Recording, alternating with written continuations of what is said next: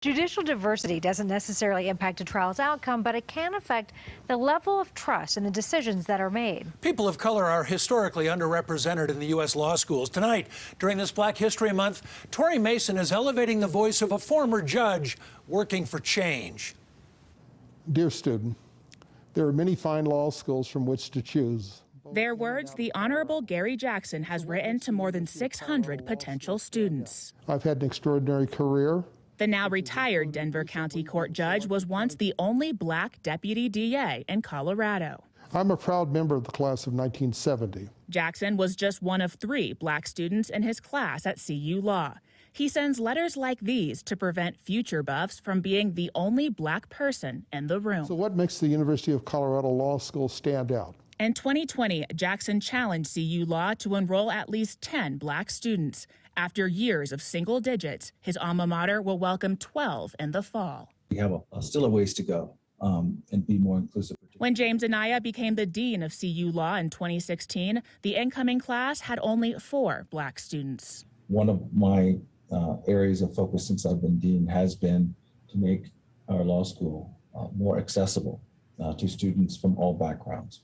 The country's history of educational inequality, compounded by the present systemic barriers, have kept students of color out of law schools. CU's was one of the first in the country to welcome diversity. Anaya says that commitment is ongoing. We have different activities that are particularly for our students of color in order to build that sense of community among them. We have staff that is specifically dedicated to that. Our world is plagued with inequality and injustice. CU Law introduced the Anti-Racism and Representation Initiative after the summer of 2020.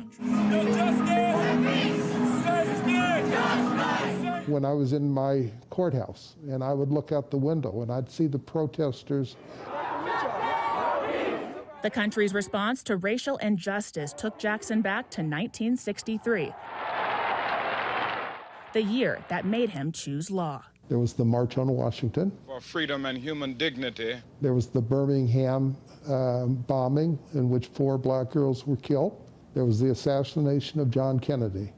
Jackson believes lawyers have a platform and that legal knowledge provides power to bring change. He's optimistic that one day those shouting for justice will earn the position to defend it.